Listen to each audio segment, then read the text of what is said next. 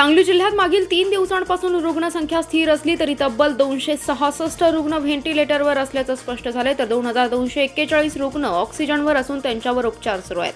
24 तासात 1354 रुग्ण आढळलेत. मात्र मृत्यूंचं प्रमाण वाढलं असून दिवसभरात 45 रुग्णांचा मृत्यू झाला. याशिवाय 1306 रुग्णांनी कोरोनावर मात केली आहे. सांगली महापालिका क्षेत्रात नवे 200 रुग्ण आढळले. तसेच आटपाडी तालुक्यात 98 रुग्ण, कडेगाव तालुक्यात 107 रुग्ण, खानापूर तालुक्यात 88 रुग्ण, पलूस तालुक्यात 62 रुग्ण, तासगाव तालुक्यात 94 रुग्ण, जत तालुक्यात 238 रुग्ण, कवठेमंकाळ तालुक्यात 81 रुग्ण, मिरज तालुक्यात 215 रुग्ण, शिराळा तालुक्यात 35 रुग्ण आणि वाळवा तालुक्यात 136 रुग्ण आढळलेत. जिल्ह्यात आतापर्यंत कोरोनाचे 96,413 रुग्ण आढळलेत. त्यापैकी 2,787 रुग्णांचा मृत्यू झालाय, तर 76,292 रुग्ण कोरोनामुक्त आहेत.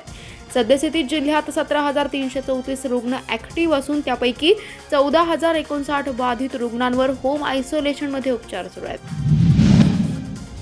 राज्यातील देशी दारू बिअर बार चालकांच्या नुकसानीची शरद पवार यांना काळजी लागली आहे. त्यांच्यासाठी ते मुख्यमंत्र्यांना पत्र लिहित आहेत. मात्र या जाणत्या राजाने शेतकऱ्यांच्या अश्रूकडे, कष्टकऱ्यांच्या वेदनांकडे लक्ष देण्याची गरज होती. शेती उद्ध्वस्त झाली आहे, शेतीमाल कुजून जातोय.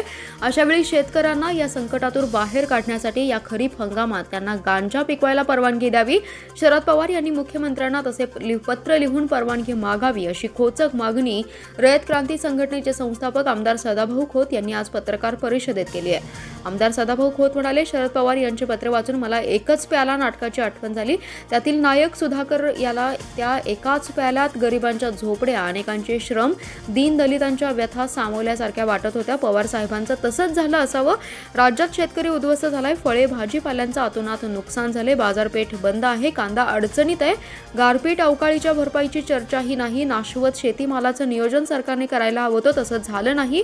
जिल्हानिहाय धोरण वेगळं आहे. राज्यात कुठेही एक वाक्यता नाही. अशा स्थितीत खरीप हंगाम तोंडावर आलाय.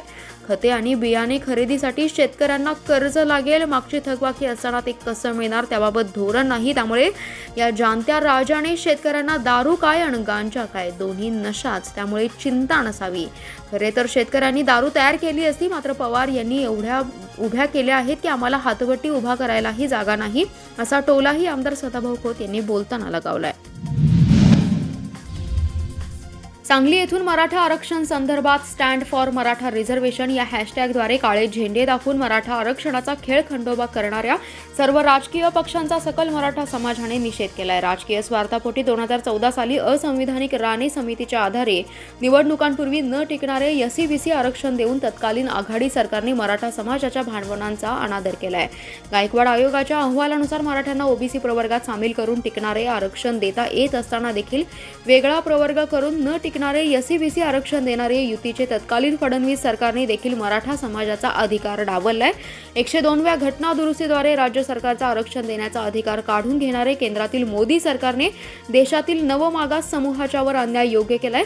राज्य शासन याबाबत योग्य वेळी कायदेशीर पूर्तता न करता राजकारण करण्यात व्यस्त आहे. एकंदरीत सर्वच पक्ष मराठा आरक्षणाचे मारेकरी आहेत. त्यामुळे आपण एकमेकात पक्षीय राजकारणावरून भांडण्यापेक्षा एकत्र यावं. आपण एकत्र आलो तरच टिकू, अन्यथा आपल्या पुढच्या पिढ्यांची माती आपल्याच हाताने होईल, असं भावनिक आवाहन सकल मराठा समाज सांगलीने केलंय.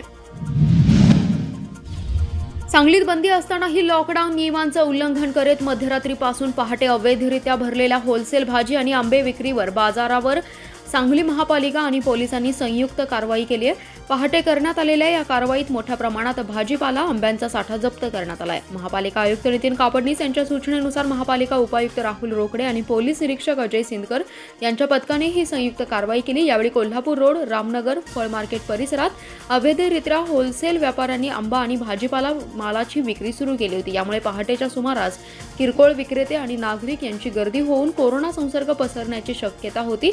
याबाबत मार्केट कमिटी तसेच महापालिका प्रशासनाकडून वारंवार संपूर्ण लॉकडाऊन असल्याने होलसेल बाजार भरू नये किंवा अवैधरित्या विक्रीसाठी कोणीही सार्वजनिक ठिकाणी व्यापारासाठी एकत्र येऊ नये अशा सूचना देण्यात आल्या होत्या. मात्र तरीही शासनाच्या नियमांचं उल्लंघन करत अवैधरित्या शहरात आड मार्गावर भाजी तसेच आंब्यांचा होलसेल बाजार भरवला होता.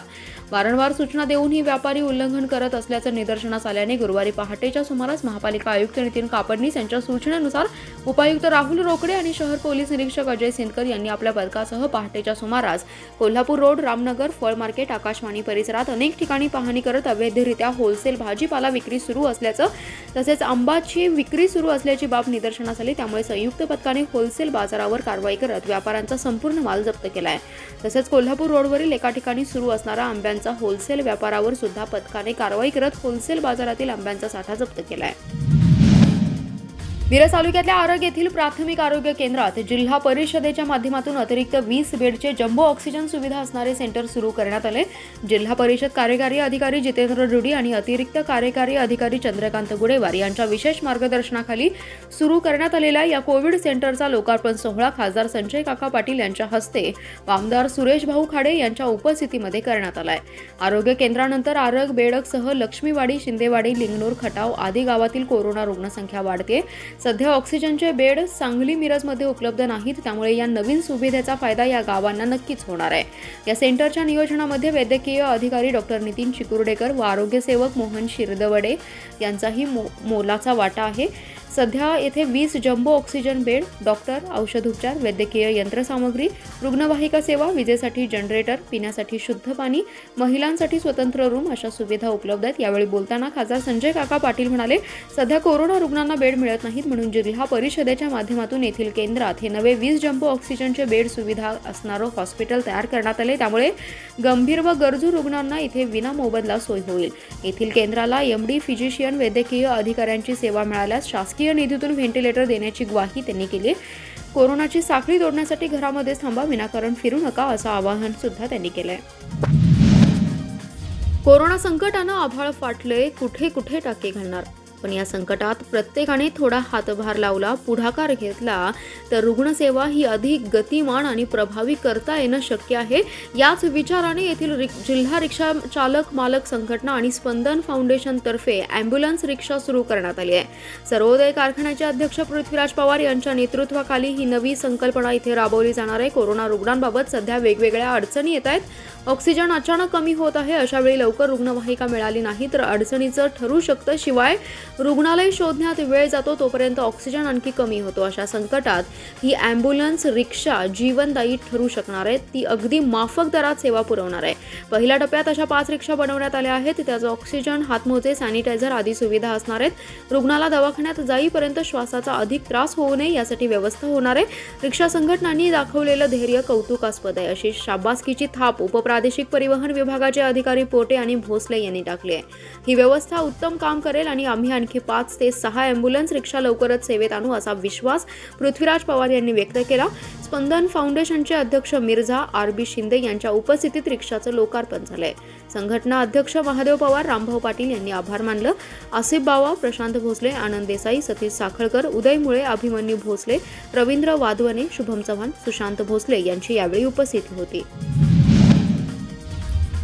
कोरोनाचा वाढता संसर्ग रोखण्यासाठी राज्य शासनाने ब्रेक द चेन अंतर्गत कडक निर्बंध आणि संचारबंदी लागू केली। त्या पार्श्वभूमीवर मुस्लिम समाज बांधवांनी रमजान ईदचा सण घरीच थांबून साजरा करावा, तसेच हिंदू समाज बांधवांनी शिवजयंती आणि अक्षय तृतीया सण घरीच थांबून साजरा करावा।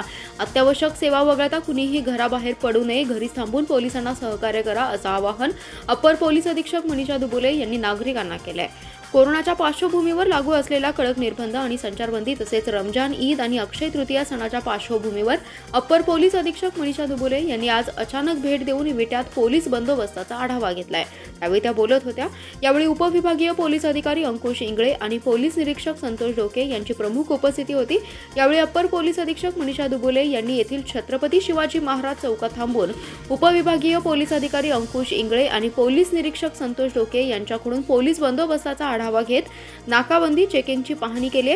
शासनाच्या आदेशाचे ब्रेक द चेन अन्वये नियमांचं काटेकोरपणे पालन करण्याबाबतचे निर्देश दिले। त्यानंतर मॉडर्न एज्युकेशन सोसायटीत कोविड लसीकरण केंद्रात सुरू असलेल्या लसीकरण मोहिमेचा आढावा घेऊन डॉक्टरांना योग्य ती खबरदारी घेण्याबाबत मार्गदर्शन केलं। तसेच कोरोनाचा विळखा तोडण्यासाठी पोलीस आणि आरोग्य विभागाने समन्वयातून सर्व पातळीवर प्रयत्न करण्याबाबत मार्गदर्शन केलंय। राज्य सरकारने 1 जूनपर्यंत लॉकडाऊन वाढवला असला तरी लॉकडाऊन विषयी आता असंतोष तयार होऊ लागलाय. सांगली जिल्ह्यात 15 एप्रिलपासून लॉकडाऊन सुरू झाल्यानंतर 900च्या घरात असलेली रुग्णसंख्या ही 2300च्या घरात पोहोचली आहे. असं असताना लॉकडाऊनने काय साधलं असा प्रश्न उपस्थित होतोय. किराणा, भाजीपाला या जीवनावश्यक गोष्टी सुरू करून सर्व दुकानांना सकाळी 7 ते 11 वाजेपर्यंत परवानगी द्यावी अशी मागणी आता जोर धरू लागले. व्यापारी संघटना आक्रमक होत असून याबाबत लवकरच त्या प्रशासन आणि लोकप्रतिनिधींची भेट घेणार आहेत. महिन्याच्या लॉकडाऊन नंतर ही रुग्णसंख्या दुप्पट झाली. असं असताना व्यापार बंद करून आणि हालचाल बंद करून शासनाने काय साधलं असा प्रश्न उपस्थित होतोय. राज्याच्या इतर भागात सकाळी 7 ते 11 पर्यंत दुकाने सुरू आहेत. सांगलीत मात्र याबाबत अनपेक्षित निर्णय घेण्यात आलाय.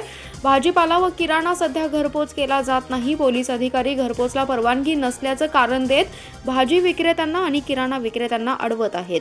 प्रशासन आणि पोलिसांमध्ये ताळमेळ नसल्याचं दिसत आहे. आता 15 तारखेनंतर पुन्हा लॉकडाऊन वाढवलाय. अशा परिस्थितीत जर किराणा भाजीपाल्यावर निर्बंध आले तर नागरिकांनी करायचं काय असाही प्रश्न उपस्थित होतोय. गेल्या महिनाभर सर्व दुकाने बंद असल्यामुळे नागरिकांची फार मोठ्या प्रमाणात गैरसोय झाली. त्यामुळे किमान सकाळी 7 ते 11 पर्यंत दुकाने उघडी ठेवून सोशल डिस्टन्सिंगचे पाळून परवानगी मिळण्याची मागणी व्यापाऱ्यांनी केली आहे. सध्या कोरोनाच्या महामारीचा कठीण काळ सुरू आहे. मी गेल्या 8 दिवसांपूर्वी काँग्रेसच्या कार्यकर्त्यांना आणि सामाजिक संस्थांना सामाजिक योगदानाचं आवाहन केलं होतं. त्यानुसार रमजान ईद सणाच्या पार्श्वभूमीवर काँग्रेसच्या कार्यकर्त्यांनी आणि पदाधिकाऱ्यांनी जिथं मदत देणं शक्य आहे तिथं मदत देण्याचा प्रयत्न केलाय. कोरोनाच्या पार्श्वभूमीवर पवित्र असा रमजान ईद सण बांधवांनी घरीच साजरा करावा. कोरोनाचे सर्व नियम पाळून या आजारावर मात करण्याची शक्ती मिळावी. या निमित्ताने तालुक्यातील सर्व बांधवांना माझ्या शुभेच्छा असल्याचं प्रतिपादन आमदार विक्रमदादा सावंत यांनी केलंय. जत शहरातील मुस्लिम बांधवांना दूध आणि शिरखुर्मा किटचं वाटप या प्रसंगी आमदार बोलत होते. आमदार सावंत म्हणाले की श्री दानमादेवी तालुका सहकारी दूध संघाच्या माध्यमातून जत शहरातील मुस्लिम बांधवांना दूध तर विक्रम फाउंडेशनच्या वतीने शिरखुर्मा किटचं वाटप केलंय. अशा या उपक्रमात अनेक दानशूर लोकांनी पुढे यावं असं आवाहन आमदार सावंत यांनी केलंय. माधवनगर रविवार पेठ येथे एका शाळेमध्ये ग्रामपंचायतीच्या सहकार्याने कोविड विलगीकरण कक्ष आणि कोविड सेंटर उभारण्यात आले. याच्या शेजारी असणाऱ्या झोपडपट्टीतील काही नागरिकांनी कोविड सेंटरच्या जागेला विरोध दर्शवलाय. त्या संदर्भात आज सरपंच आणि उपसरपंच यांना निवेदन दिले. मात्र सर्वांची समजूत काढून कोविड सेंटर सुरू केलं जाईल अशी माहिती सरपंच अनिल पाटील यांनी दिली आहे. माधवनगरमध्ये कोरोनाच्या रुग्णसंख्या झपाट्याने वाढते.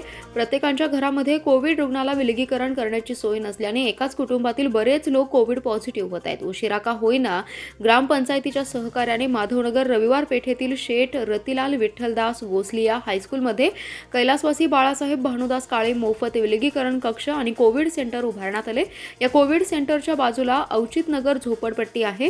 कोविड विलगीकरण कक्षामुळे या झोपडपट्टीतील नागरिकांना कोरोना संसर्ग होऊ शकतो. या भीतीपोटी या झोपडपट्टीमधील काही नागरिकांनी कोविड विलगीकरण कक्ष आणि कोविड सेंटरच्या जागेला विरोध दर्शवलाय. तसं निवेदन माधवनगर ग्रामपंचायत सरपंच अनिल पाटील आणि उपसरपंच अण्णा मगदूम यांना आज दिले. याबाबत सरपंच अनिल पाटील यांनी नागरिकांची समजूत तसेच प्रबोधन करून कोविड विलगीकरण कक्ष आणि कोविड सेंटर सुरू करू अशी माहिती दिली आहे.